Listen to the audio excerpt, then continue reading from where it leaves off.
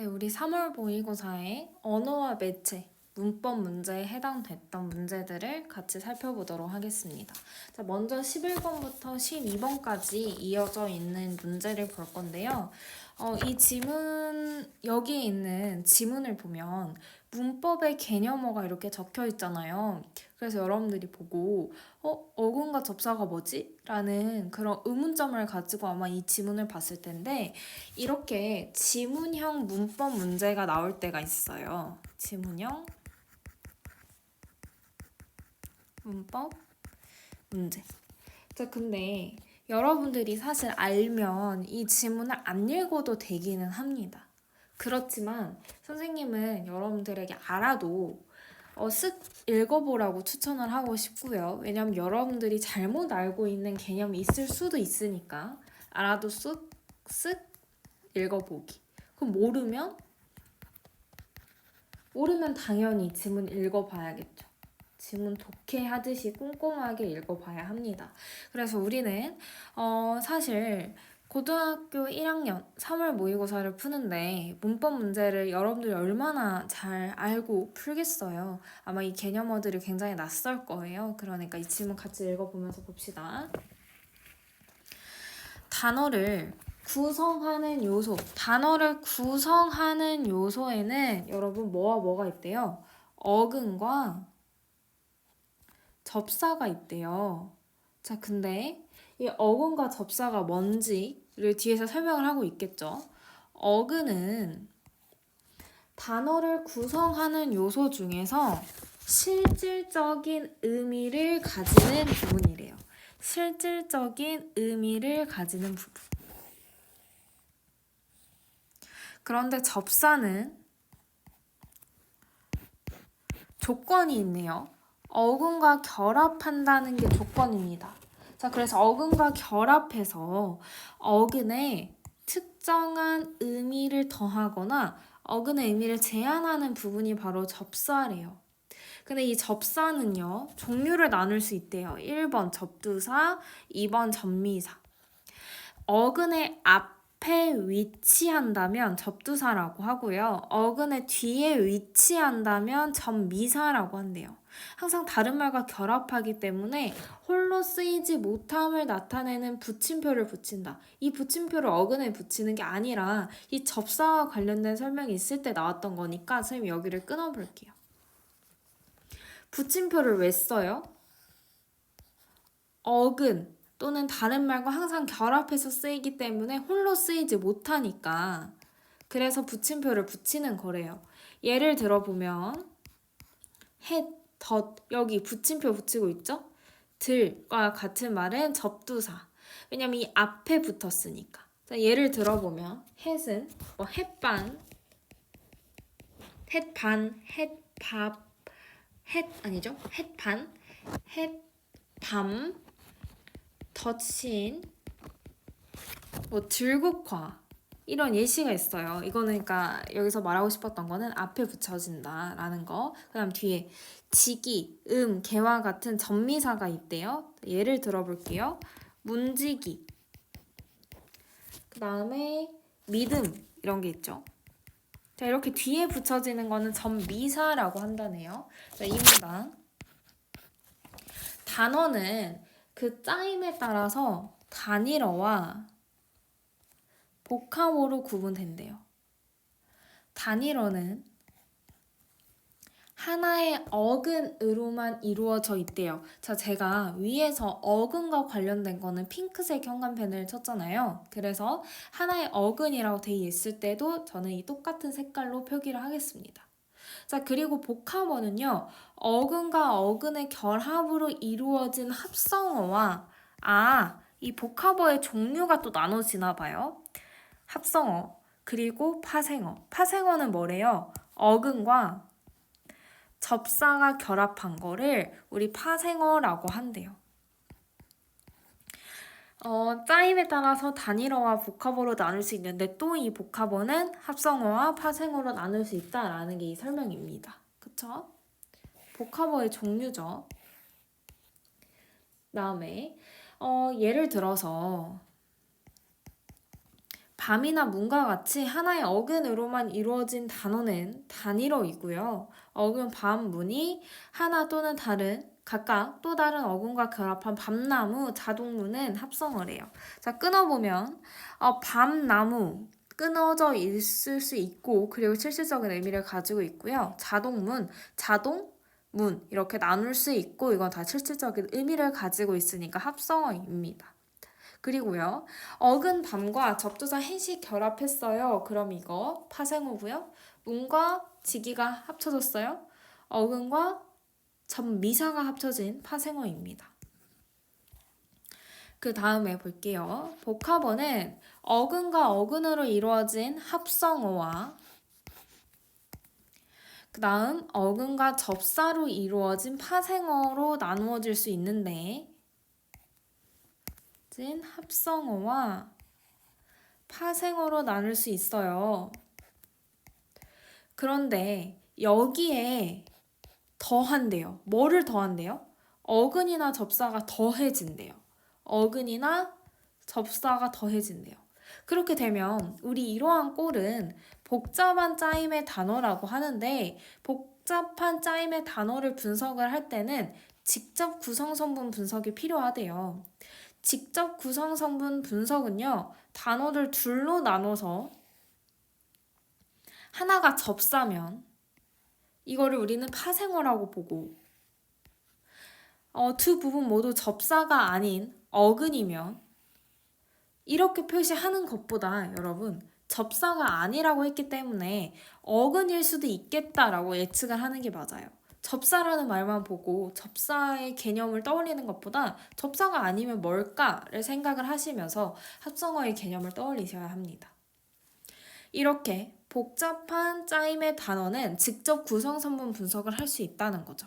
가령 단어 코웃음은 직접 구성성분을 코와 웃음으로 보기 때문에 합성어로 분류한다. 합성어는요. 정의 자체가 어근과 어근이 합쳐진 거예요. 기억나시죠? 위에 있었어요. 코가 어근이었고 웃음은 그런데 파생어예요. 이게 무슨 말이지? 밑에서 다시 그림을 그려드릴게요. 어근웃과 전미사 음이 합쳐졌고 이건 파생어래요. 그런데 이거를 만약에 다르게 분석을 한다면 이거는 좀 말이 안 된대요. 그래서 직접 구성성분 분석은 단어의 짜임을 체계적으로 이해하는 데 도움이 된대요. 자, 밑에 그려볼게요. 그림으로. 코 웃음은 일단 쪼갤 수 있는가를 보는 거예요, 여러분. 코와 웃음으로 쪼갤 수 있는데 코와 웃음으로 봤을 때 코에 음이 있죠. 실질적인 의미 가지고 있죠. 그러니까 이건 어근인 거고요. 웃음은요? 실질적인 의미 가지고 있나요? 네, 얘도 가지고 있어요. 그러니까 일단 어근으로 보는 겁니다. 그래서 코 웃음 자체는 합성어예요. 그런데 이 웃음은요. 또 쪼갤 수 있는 거죠. 코는 더 쪼갤 수 없어요, 여러분. 근데 웃음은 쪼갤 수 있어요. 웃음 어떻게 쪼갤 거냐면 웃과 음으로 쪼갤 거고요. 웃은요, 여러분, 어근이에요, 접사예요? 얘는 그쵸, 어근이죠. 그런데 음은요, 접사입니다. 그래서 이 웃음 자체는 사실 파생어이라는 거죠.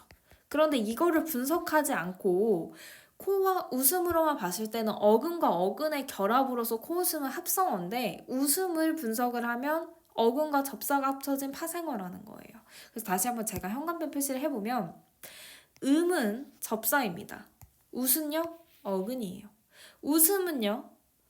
어근으로 봐야 하는 거죠. 코 웃음을 분석을 할 때는. 제가 이 말을 하고 싶었던 거예요.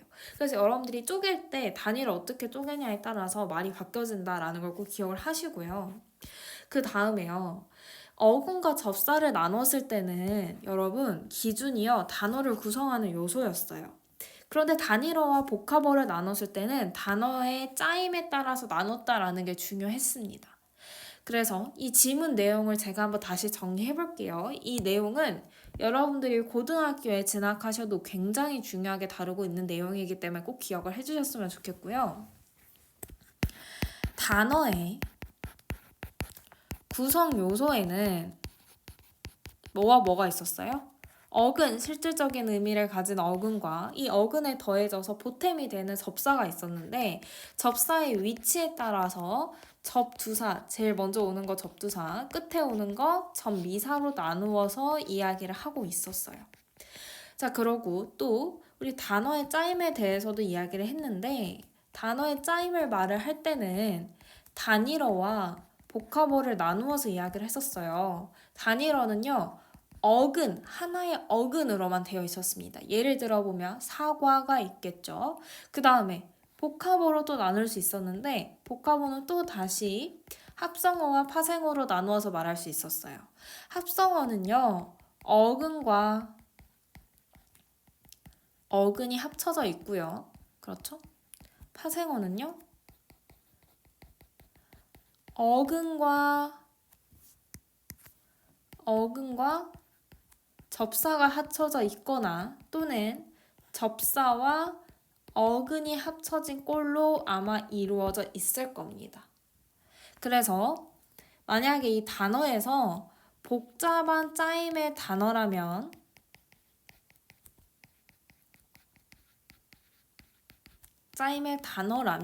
우리는 이것을 직접 구성 성분으로 분석을 해야 한다라는 것이 중요한 이야기였어요. 문제로 봐봅시다. 11번. 단일어는 하나의 어근, 맞죠? 여러분, 단일어 하나의 어근이었어요. 지문 내용 읽으면 바로 풀 수 있었습니다. 그 다음, 합성어와 파생어 모두 복합어 맞죠? 접사는 홀로 쓰이지 못하니까 붙이면 붙인다. 지문에 그대로 적혀 있었어요. 자, 복합어는 접사가 어근과 결합하는 위치에 따라서 둘로 나뉜다? 여러분, 복합어는 뭐와 뭐로 나뉘죠? 합성어와 파생어였어요. 근데 이 합성어와 파생어가 접사가 어근과 결합하는 위치에 따라서 나눈 거였어요? 아니죠. 둘로 나뉜다에 아마 여기서 해당됐던 거는 접두사와 접미사였을 거예요. 근데 여기에서 복합어는 이랬다라고 하면 잘못된 거죠. 그렇죠. 여기 지우시고요. 접사는 어근과 결합하는 위치에 따라서 둘로 나뉜다라고 해야 정답이 됩니다. 적절한 선지가 돼요. 그러니까 정답은 4번이었고요. 자, 5번. 접사는 어근과 결합하여 어근의 특정한 의미를 더하거나 어근의 의미를 제한한다. 맞습니다. 정의에 해당되는 내용이었어요. 그 다음 12번 볼게요. 12번 같은 경우는 복잡한 짜임의 단어를 직접 구성 성분으로 분석하는 거였어요. 여기서도 보시면 이 합성어를 집게발은 합성어다라고 말을 했는데 집게발을 분석을 했을 때 집게와 발로 쪼개었고 이 집게발을 쪼갰을 때 집게도 사실 실질적인 의미를 가지고 있고 발도 가지고 있으니까 이건 합성어다라고 이야기를 했었고요. 이 집게는 하지만 더 분석이 된다 이거였죠. 집, 어근과 개, 접사기 때문에 이게 합쳐진 거는 사실 파생어였어요 라는 이야기를 하고 있었어요. 그러니까 이런 구조로 된 거를 골라보래요. 우리 같이 분석해봅시다. 볶음밥은 어떻게 나눌 수 있어요? 여러분 한번 쪼개보실래요? 어떻게 쪼갤까요?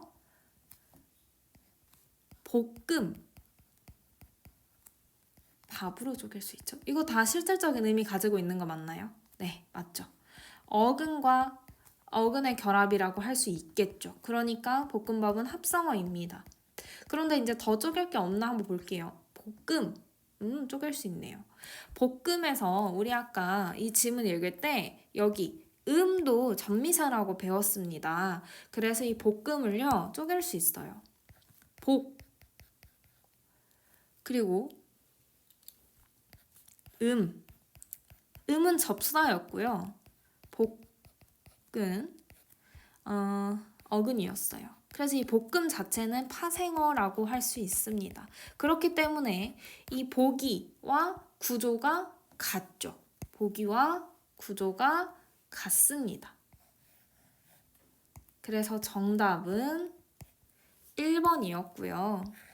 나머지 선지도 분석해봅시다. 자, 2번 덧버선. 덧버선에 덧, 버선 이렇게 쪼갤 수 있나요? 덧은요, 맞아요. 이렇게 쪼갤 수 있어요. 덧은요, 접사입니다. 덧 혼자서 쓸 수 없어요. 근데 이 버선과 결합을 해야 이루어지는 거예요, 여러분. 그러니까 이 버선은 어근이고요. 덧버선은 파생어입니다. 그래서 보기와 적절하지 않죠. 보기와 구조가 같지 않죠. 3번 봅시다. 자, 3번. 문단속. 문단속 쪼개볼게요. 문과 단속으로 쪼갤 수 있고요. 이건 다 어근과 어근입니다. 그래서 문단속은 합성어이고요. 4번. 들고양이. 들, 고양이. 고양이는 어근이고요. 들은 접사예요. 그래서 이거는 파생어입니다. 5번. 창고지기. 이것도 역시 지문에 적혀 있던 지기. 이거는 전미사고요. 접사입니다. 창고는요, 어근이죠. 그래서 창고지기는 파생어예요. 현관펜 표시 다시 한번 해볼게요. 자, 덧버선에서 덧은 접사였고요. 버선은 어근이었어요. 문단속에서 문, 어근, 단속, 어근. 들, 접사, 고양이, 어근. 창고, 어근, 지기, 접사 이렇게 말할 수 있습니다. 됐나요? 네, 그렇게 하면 우리 11번에서 12번에 해당됐던 문법 문제 정리를 마쳤습니다. 자, 그 다음으로 우리 넘어가서 13번 볼게요. 13번 봅시다. 이 유형은요, 의문의 변동이에요. 의문의 변동은 굉장히 중요하고요. 제가 여기에서 다 설명을 못해요. 여러분, 내용이 너무 많아서. 그래서 이 내용은 언제 한번 우리가 날 잡고 제대로 해봅시다. 의문의 변동은요, 교체, 탈락, 첨가, 축약 이렇게 나눠서 이야기할 수 있어요. 지문의 내용 봐봅시다. 단어를 발음할 때 어떤 의문이 앞이나 뒤의 의문의 영향으로 바뀌어 달라지는 경우가 있습니다. 그 결과 좋은 방법만 바뀌거나 좋은 방법과 좋은 위치가 모두 바뀝니다. 1번, 2번.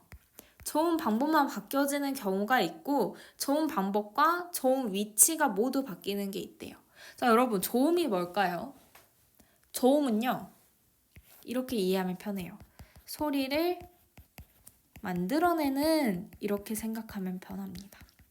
소리를 만들어내는 위치, 좋은 위치. 소리를 만드는 방법, 파열음, 파찰음, 비음, 유음과 같은 좋은 방법. 이거에 대한 내용을 지금 세세하게 설명을 하면 너무 오래 걸리고요. 여러분, 도움이 되지 않아요. 그래서 저는 이 문제를 푸는 방법 중심으로 오늘 이야기를 해보도록 하겠습니다. 밑을 볼게요.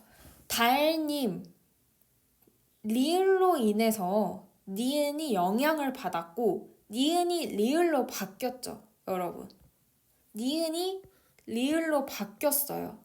그러니까 이거는 좋은 위치는 여러분 그대로죠. 잇몸 소리로 좋은 위치는 그대로였는데 좋은 방법이 비음에서 유음으로 바뀐 거예요. 그래서 우리 바뀐 거를 기준으로 말해주거든요. 이거는 유음화였고요. 1번과 2번의 경우 중에서 1번에 해당됐던 양상이었습니다. 자, 장문은요, 미음의 영향으로 기억이 바뀌었어요. 어떻게 바뀌었어요? 기억에서 이응으로.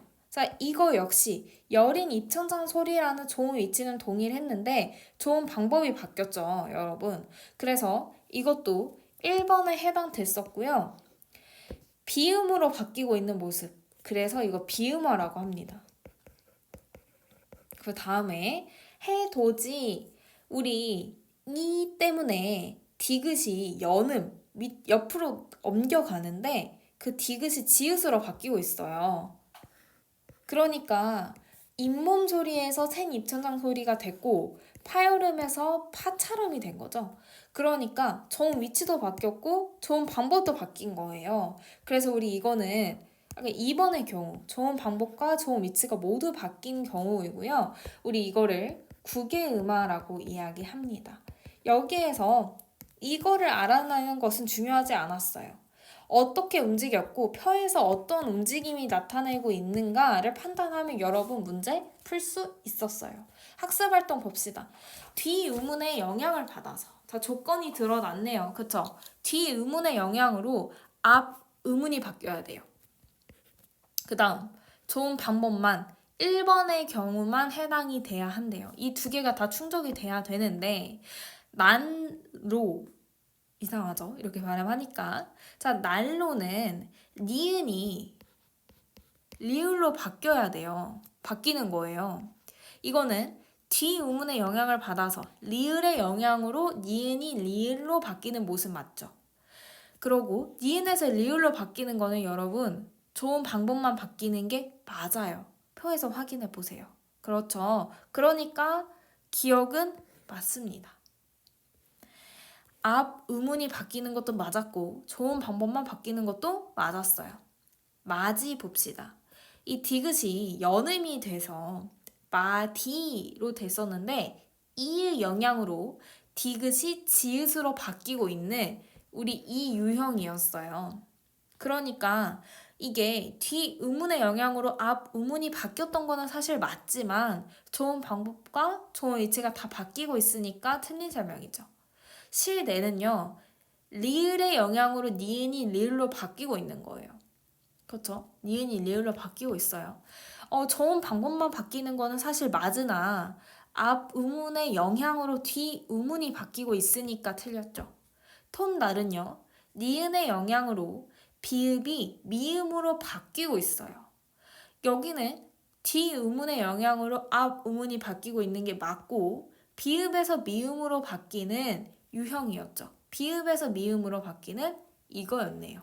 그러니까 좋은 방법만 바뀌는 것도 맞죠. 정답은 2번이 됩니다. 이해되셨나요?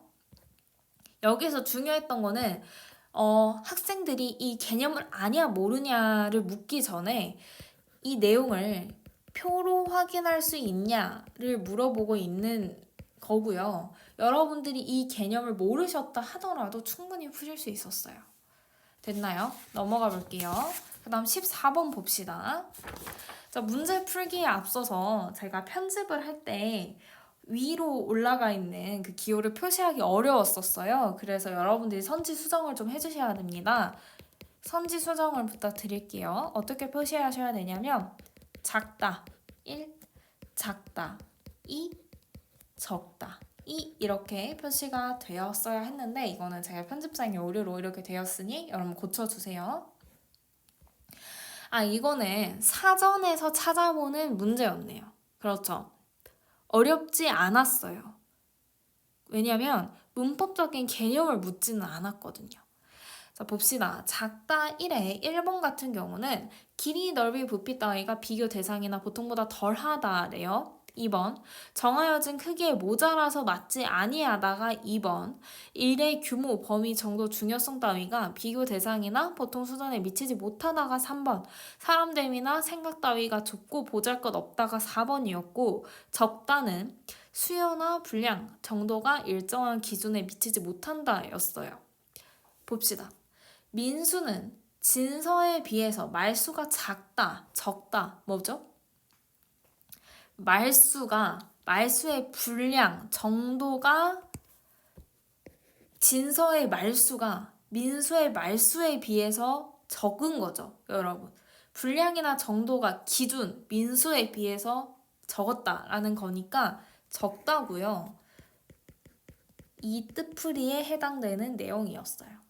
키가 커서 작년에 구매한 옷이 작다, 적다. 내가 커져서, 내 몸이 커져서 구매한 옷이 작아진 거는 여기, 이거에 해당되는 거겠죠. 그쵸? 그래서 이거는 작다가 돼야 되고, 이 뜻풀이에 해당되는 예문입니다. 오늘 일은 지난번에 비해 규모가 작다, 적다. 뭐죠? 작다, 적다. 비교 대상, 지난번의 일. 그러니 작다가 돼야 되고요. 이 뜻풀이에 해당되는 내용입니다. 저번보다 작다, 이게 돼야지 규모가 적다라고 하면 이상해요. 네. 일의 규모니까요. 이거는 수요나 분량이 아니라 그는 큰일을 하기에는 그릇이 아직 사람 됨이 아직 안 됐어. 아직 사람이 덜 컸어. 이 말이니까 작다가 돼야 되고요. 네, 이렇게 표시하셔야 됩니다. 100일장 대회의 신청 인원이 수가 적은 거잖아요. 그래서 적다가 돼야 돼요, 여러분. 이렇게 돼야 됩니다. 자, 그럼 문제로 봐볼게요. 기억, 작다 1에 1을 고려할 때 작다가 맞겠군. 아니죠. 작다 1이 아니라 얘는 적다가 돼야 됩니다. 자, 니은 작다 1에 2를 고려할 때 맞죠?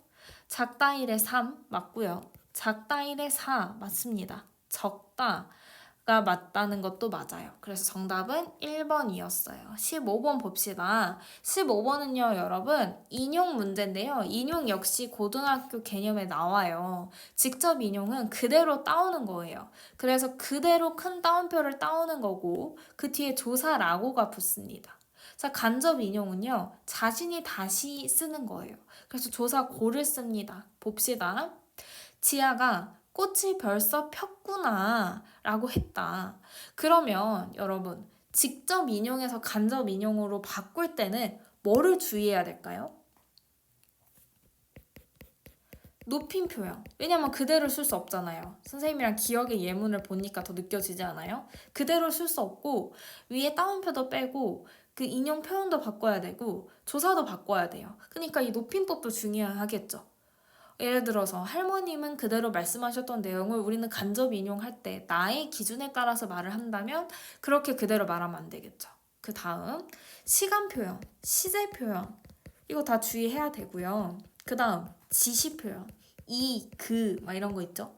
그거 설명할 때 주의해야 합니다. 그 다음 종결 표현 어떻게 마무리를 할 것인가 이거 다 고려해야 돼요. 쭉 봅시다. 지아가 꽃이 벌써 폈구나? 지아가 꽃이 벌써 폈다고 했다. 네, 맞아요.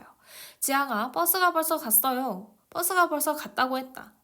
내일 보자. 오늘 보자. 그쵸? 어제 지아한테 내일 보자고 했으면 내가 오늘에 봤을 때는 내가 어제 지아한테 오늘 보자고 했어 라고 하는 게 맞겠죠. 그쵸? 이거는 말을 하는 시점이 어젠데요. 이걸 말을 하는 시점은 오늘이에요. 그래서 여러분 헷갈리셨을 수도 있겠지만 이거는 잘 쓴 거예요. 전학을 간 학교는 지아는 이 학교가 좋다. 그 학교가 좋다. 맞습니다. 그런데 미음을 보세요. 지아는 나한테 민지가 너를 불렀다라고 했다고 했어요. 그러면 여기서 이 너는 누구예요? 지아가 나한테 말을 해주고 있었으니까 나에게 민지가 나를 부르고 있다라고 했다라고 했어요. 그래서 잘못 썼습니다. 미음은. 그래서 정답은 5번이 돼요. 됐나요? 네, 이렇게 하면 우리 문법 문제까지 다 살펴보았고요. 이해가 안 된 부분이 있으면 선생님한테 질문해 주세요. 수고했어요.